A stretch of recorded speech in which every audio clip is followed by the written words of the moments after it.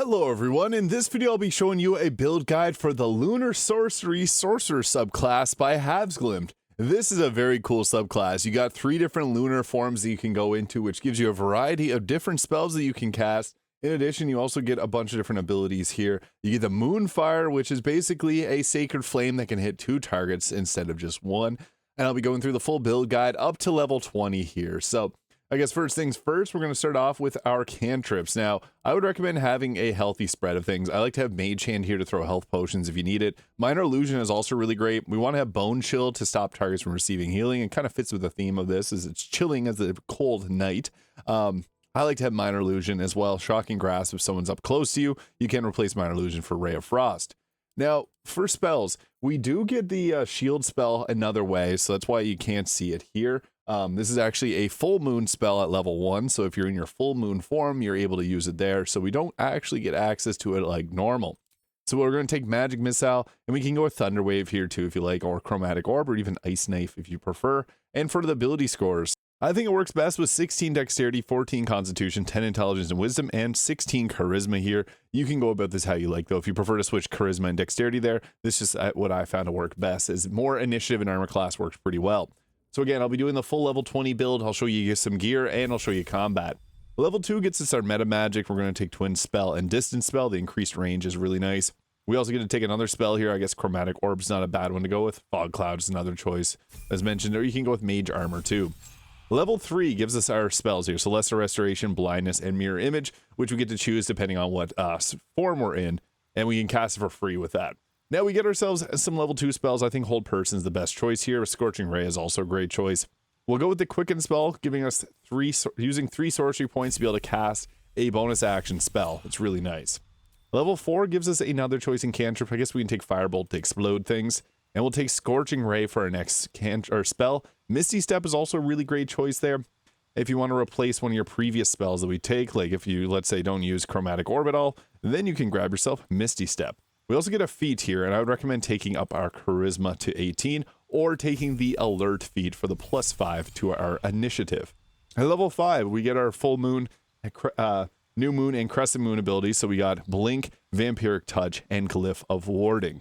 And for the next leveled spell, I think it's great to just take Lightning Bolt or Fireball. We can also Twin Haste to ourselves and someone else, so that's also a very valid choice. Level 6 gives us the subclass feature Lunar Boons. Whenever you use meta magic on a spell of a school of magic associated with your lunar embodiment phase, you reduce the sorcery points spent by 1 to a minimum of 0. Each lunar embodiment phase is associated with a certain school of magic as shown here. Full Moon is Abjuration and Divination spells. New Moon is Enchantment and Necromancy spells, and Crescent Moon is Illusion and Transmutation spells.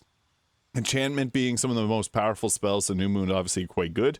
We also get the action Waxing and Waning. You gain greater control over the phase it gives you your lunar magic and can spend 1 sorcery point to change your current lunar embodiment phase for a different one. Normally you can only do it per long rest, but this now gives you an option to do it through sorcery points. And we get to take another spell. I think Fireball is a good choice, but Counterspell, definitely another tempting spell to grab, just because Counterspell can shut down enemies really well. We'll go to level 20 though, so we do get more spell choices. Now our next phases are Death Ward, Confusion, and Greater Invisibility depending on our moon phase. And we get level 4 spells, with Ice Storm just being a very effective spell to create difficult terrain. You can go with any of the other options as well if you prefer. But at level 8, we get ourselves another feat and another choice in spell. We can go back and take Fireball now, and for our feat, we can go with an increase for Charisma again, or the Alert feat. Spell Sniper for Eldritch Blast if you really want to go that route, increase critical hit chance. Level 9 gives us our next moon phase spells with Greater Restoration, Hold Monster, and Seeming. And then for our spells, I would recommend Cone of Cold. Insect Plague is pretty nice too to make difficult terrain. I also like Cloud Kill if you have someone with Hero's Feast, because if you have Hero's Feast, you don't get hit by Cloud Kill, so that's kind of nice. Level 10, we can choose another cantrip here, so we'll take Ray of Frost. You could also go with the Booming Blade if you really want to multiclass this and maybe add in the Paladin. That may be a video I'd touch on in the future. And for the next spell, we'll go back and take Haste. And for our meta magic, you can go with something like Extended Spell or Heightened Spell, or even Subtle Spell. I'm going to go with the Extended Spell there. It's pretty useful because you can extend some of the durations of spells. Level 11 subclass feature Lunar Empowerment. You gain the power of your lunar phase, saturates your being. You gain additional benefits when in a lunar embodiment phase. Full moon, you may radiate light, which grants you and your allies advantage on investigation and perception checks. New moon, advantage on stealth checks. Attack rolls have disadvantage against you when you're shrouded in darkness. New moon being about stealth, which is nice. You also get like hold monster and things like that. And crescent moon, you have resistance to necrotic and radiant damage, which is also quite nice. So pretty powerful effects there. We also get our level 6 spells, with Chain Lightning being top of the list as a very powerful spell that we want to have. Now, once we get ourselves to level 12, we get another sorcery point. We also get another choice in spell. I think Sunbeam kind of works funny here because the moon and the sun, you can blast them, make them invisible, or make them blind. I like Global Invulnerability though. This I feel like fits well thematically. And we can go with the alert feat for that +5 to initiative, or you can increase your dexterity. Tough feat is also good because it'll give us 40 extra health as well, 2 per level. And once we get up past level 12, you can end it off at level 12 if you're not going to use this level 20 mod. That's totally fine. It's not going to impact things too much, but there are benefits if you go past that.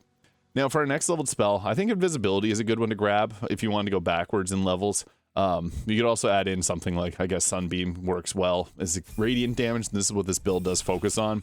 Level 14 just gives us another sorcery point. That's great. We want as many of those as possible.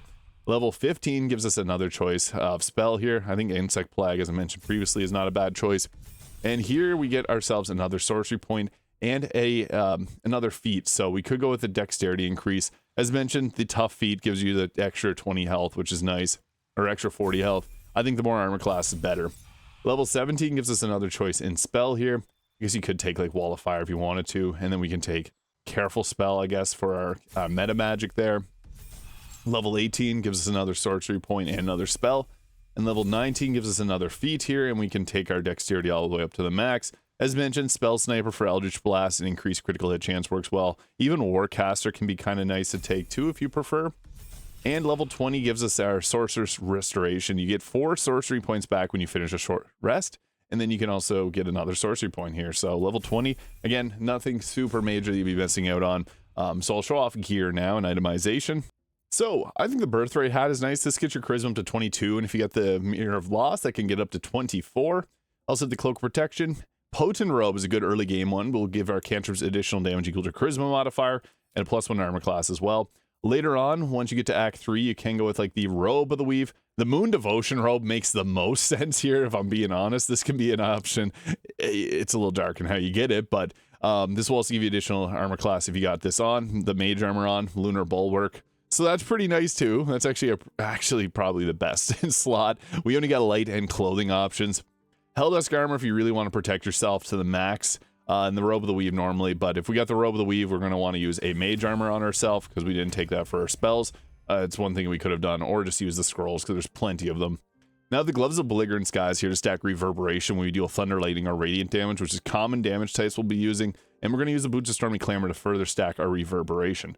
You can also go with the Lunar, or you can go with the gloves that'll apply Radiating Orbs, the Luminous gloves. We can't wear the Luminous armor because it is medium armor, unless you multi-class with a Cleric to get heavy armor.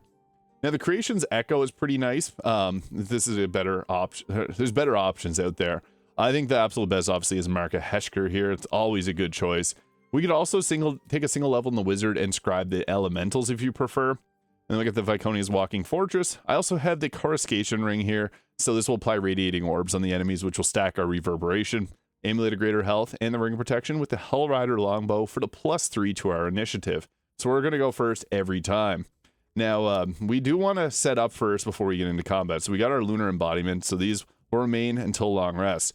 The Full Moon, New Moon, and Crescent Moon, you got to make a choice, because again, these come with a bunch of different spells that you can cast for free here. So I'm going to go first into the Full Moon here. You can use sorcery points. Cool animations there. They just look so nice. But yeah, you can also spend 1 sorcery point at any time to change this, and it does take up a bonus action. Something to keep in mind. And then we also got our the Celestial Beacon here, so you can give advantage on investigation and performance checks. So, or investigation and perception checks, and you got this glowing moon. It looks really cool. This is one thing that Havsglimt does really well, is they put a lot of attention to the VFX of their classes, so very well done. But yeah, I'll show you this in actual combat now. And of course, we go first. So, there's a lot of enemies right here that I can deal with. Now, we're a sorcerer at the end of the day. We got lots of powerful spells. I also applied haste to my character here so I can showcase it a little bit better. The nice thing is that Sacred Flame lets us hit multiple targets at a time, so that's kind of cool. I'm having some weird visual issues, so just bear with me on that. But I always like to start off with some form of crowd control, so an Ice Storm can be really good, or if you have Create Water, a Sorcerer can, or a Cleric can set up Create Water and then put that into your Cone of Cold for double damage. We're going to drop Ice Storm right here. That did take out a few of them, which is nice, but we also got the ability to stack Reverberation really easily by using lightning spells, so Chain Lightning, not a bad choice, especially if you, again, Create Water is going to be useful, so Mage Hand throwing that around. That was able to take out 4 targets, oh my goodness. Sorcerers are strong, especially level 20, because that gives you even higher spell slots. You can't upcast level 6 spells, but you can upcast your level 5 and level 4 spells, so that's pretty nice.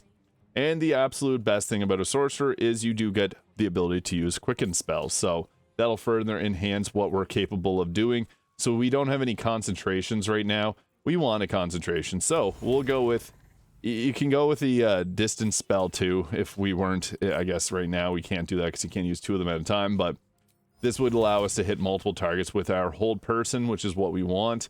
I'm not going to risk running on the ice there to potentially slip and fall, so I'm just going to drop it on 2 targets here, so 1 and 2, and we'll hope that this passes. Yeah, we got the hold person off. Perfect, so that's going to make it so that our turn comes a bit quicker.